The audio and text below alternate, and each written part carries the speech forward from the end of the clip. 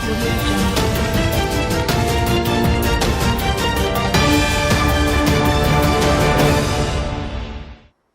siang, kembali lagi bersama saya Leni Kartika dalam Maxco Futures News. Berikut adalah berita seputar dolar dan emas untuk hari ini. Kurs dolar Amerika Serikat menguat di akhir perdagangan Kamis waktu setempat atau Jumat waktu Indonesia bagian Barat.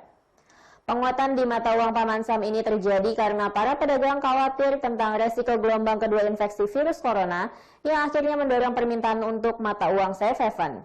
Pada hari ini Jumat 12 Juni 2020, indeks dolar yang mengukur greenback terhadap 6 mata uang utama lainnya naik 0,77% pada level 96,7262. Pada akhir perdagangan New York, euro turun menjadi 1,1301 dolar dibandingkan dengan 1,1389 dolar pada sesi sebelumnya. Sementara itu, pound sterling Inggris turun menjadi 1,2595 dolar dibandingkan dengan 1,2765 dolar pada sesi sebelumnya. Dolar Australia turun menjadi 0,6847 dolar dibandingkan dengan 0,7017 dolar.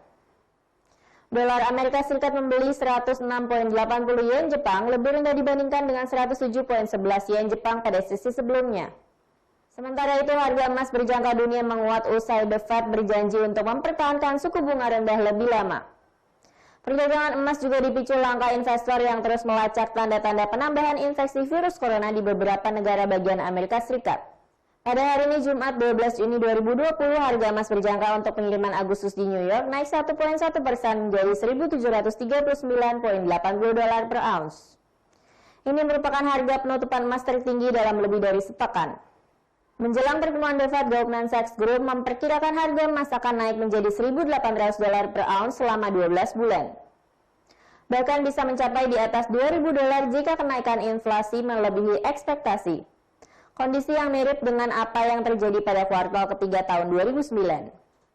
Harga emas menguat setelah Ketua The Fed Jerome Powell mengatakan pihaknya berkomitmen untuk melakukan apapun yang bisa dilakukan selama diperlukan untuk membantu perekonomian pulih dari pandemi virus corona.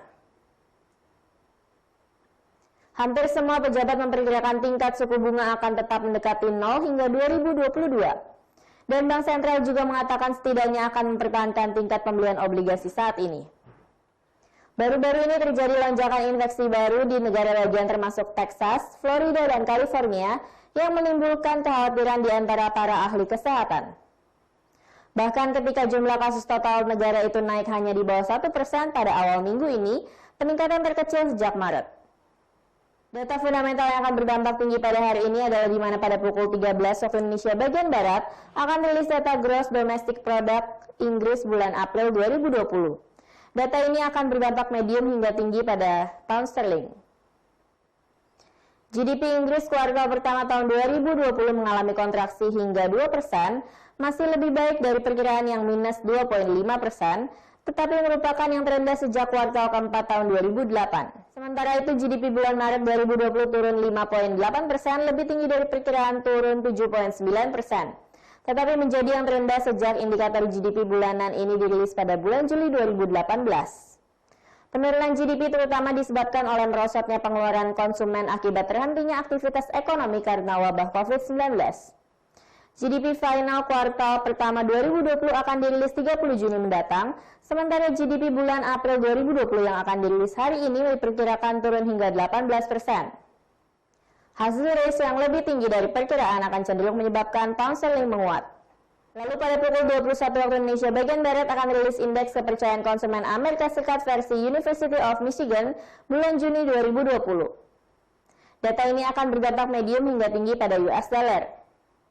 Indeks University of Michigan Consumer Sentiment Amerika Serikat final untuk bulan Mei 2020 menunjukkan angka 72,3, lebih rendah dari perkiraan 73,7 tetapi lebih tinggi dari bulan sebelumnya yang 71,8. Indeks Current Economic Conditions turun dari 83 menjadi 82,3.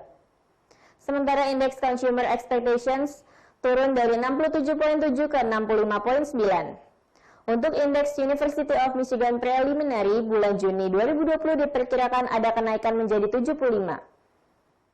Hasil rilis yang lebih tinggi dari perkiraan akan cenderung menyebabkan US dollar menguat. Berikut adalah forecasting strategi serta support dan resistance untuk hari ini.